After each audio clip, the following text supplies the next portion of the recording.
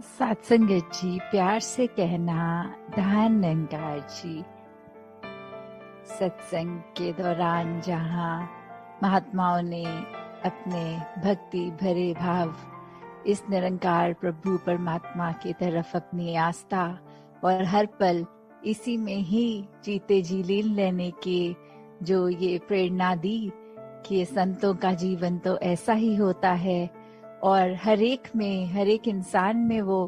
Capacity है कि वैसा जीवन जिया जा सके। बस ये जब ब्रह्म ज्ञान मिल जाए तो फिर हर समय ये निराकार ही याद रहे और सेवा सिमरन सत्संग के माध्यम से कैसे इसको हर समय याद रखा जा सकता है।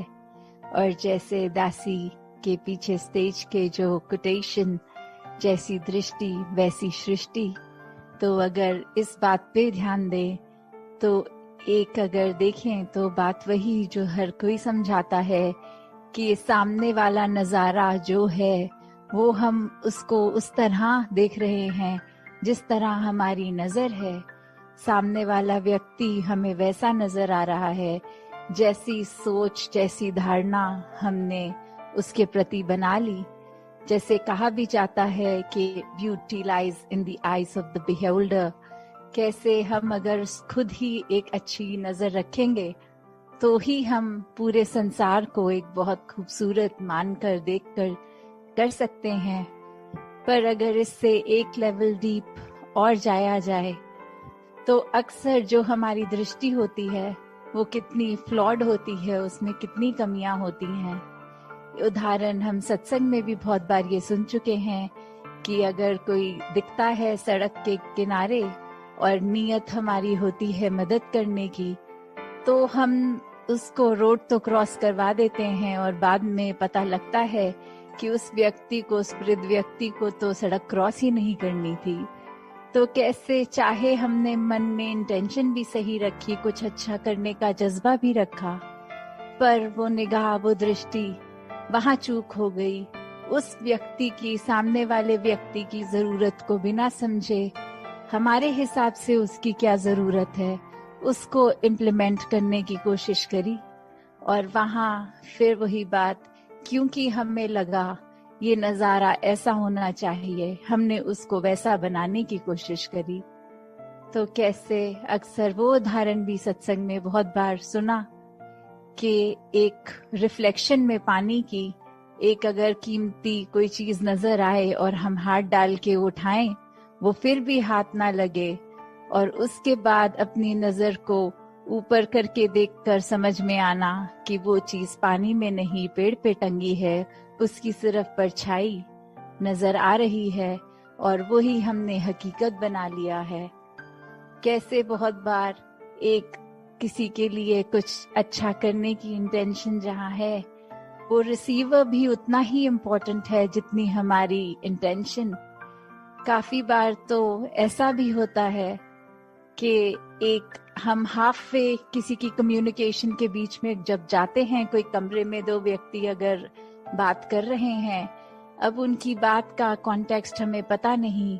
पर हम जैसे ही कमरे में गए हमने कोई एक सेंटेंस सुन लिया या हमारी आंखों ने उस समय कुछ ऐसा विजुअल देख लिया जो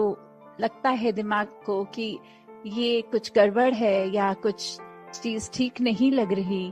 पर उसके पीछे की एक जो बात है वो हमें पता नहीं होती। सिर्फ हमारी कानों ने जो एक वो पंक्ति सुन ली, हम अपने मन की धारणा से उसके ऊपर कितना कुछ आधारित कर लेते हैं। हमारे हिसाब से वो व्यक्ति भी खराब हो जाते हैं मन में, चाहे उनको डायरेक्ट ना कहा जाए, फिर भी हम उनके प्रति कितना भार अपने मन में बना के बैठते हैं कि वो व्यक्ति ऐसा कह रहा था, मेरे कानों ने खुद सुना है। तो काफी बार चीजें जो सुनाई देती हैं, जो दिखाई देती हैं, चाहे आंखों ने तो वो देखा, कानों ने वो सुना, फिर भी वो एक वैसी नहीं है।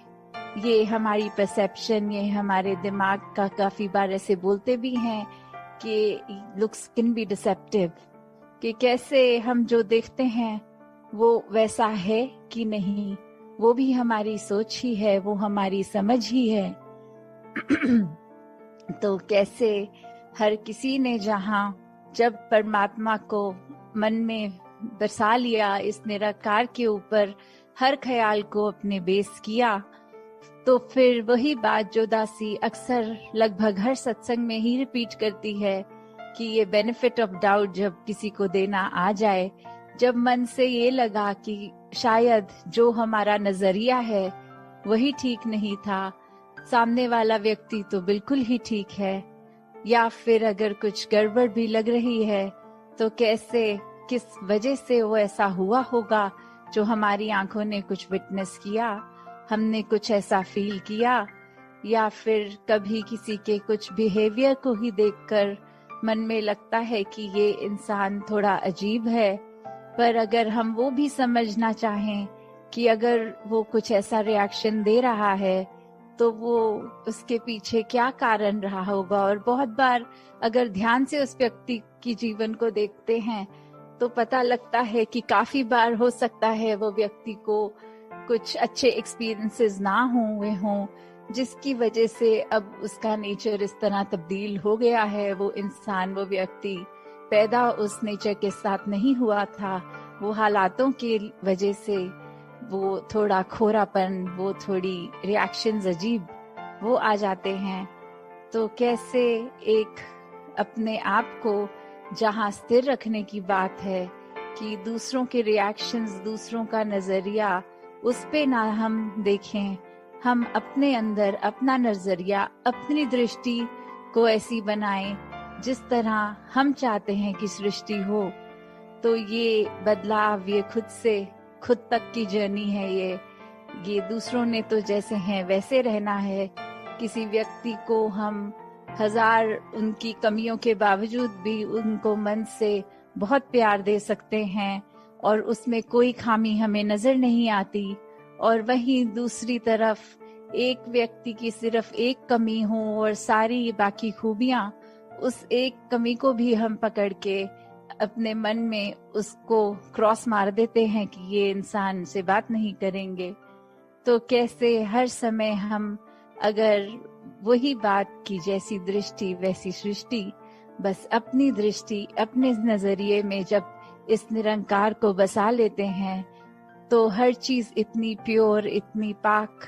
वैसी ही दिखती है जैसे इस निरंकार ने हर चीज को ओरिजिनली डिजाइन किया, ओरिजिनली बनाया। ये शरीरों के द्वारा गलतियां होने पर भी वो जो रूहों की बात है तो वो तो हमेशा इस निरंकार की अंश ही हैं। कैसे उन पे कोई रंग नहीं चढ़ता, सिर्फ माया का रंग अगर हम कहें तो वो भी एक ह्यूमन एक्सपीरियंस जब इस बॉडी से होता है तो माया का असर वो आता है। तो कैसे हर पल इस निराकार को याद रखने से वो रंग भी अपने आप झटता चला जाता है, और फिर ये रूह इस परमात्मा के साथ मिलकर अपना असली रूप ये जीते जी इस शरीर में भी पॉसिबल हो जाता है। तो दासी और समाना लेके इन्हीं शब्दों से आज्ञा लेगी। साथ संगत जी, ध्यान निरंकार जी।